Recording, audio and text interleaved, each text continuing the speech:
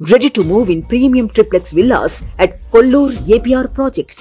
Breaking news చూస్తున్నాం. ఢిల్లీ మద్యం కుంభకోణం కేసులో అరెస్ట్ అయిన తిహార్ జైల్లో జ్యుడిషియల్ కస్టడీలో ఉన్న బీఆర్ఎస్ ఎమ్మెల్సీ కల్వకుంట్ల కవిత మధ్యంతర బెయిల్ను Delhi Rouse Avenue court bail నిరాకరించింది. దీంతో బెయిల్ పిటిషన్ను ఈ నెల 4వ తేదీ వరకు వాయిదా వేసింది.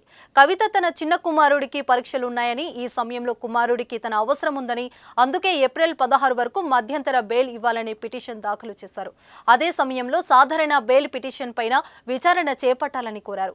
కేసు విచారణలో ఉన్నదని, కవితకు బెయిల్ ఇస్తే సాక్షులను ఆమె ప్రభావితం చేసే అవకాశం ఉందని, అందుకే బెయిల్ ఇవ్వొద్దని కోర్టుకు ఈడీ విజ్ఞప్తి చేసింది. వాదనలు విన్న న్యాయమూర్తి మధ్యంతర బెయిల్ పిటిషన్ పై ఇవాళ వాదనలు విన్న కోర్టు బెయిలును నిరాకరిస్తూ ఉత్తర్వులు జారీ చేసింది. ఢిల్లీ మద్యం కుంభకోణం కేసులో మార్చి 15న హైదరాబాద్లో కవితను ఈడీ అరెస్టు చేసింది. మార్చి 16న ఢిల్లీ రౌస్ అవెన్యూ కోర్టులో హాజరుపరిచింది. 10 రోజుల కస్టడీ ఇవ్వాలని ఈడీ కోరగా 7 రోజుల కస్టడీకి న్యాయస్థానం అనుమతి ఇచ్చింది. ఆ తర్వాత మరో 5 రోజులు కస్టడీకి ఇవ్వాలని కోరగా 3 రోజులకు అనుమతి ఇచ్చింది. చివరగా కవితను మార్చి 26న ఈడీ అధికారులు న్యాయస్థానంలో హాజరుపరిచారు.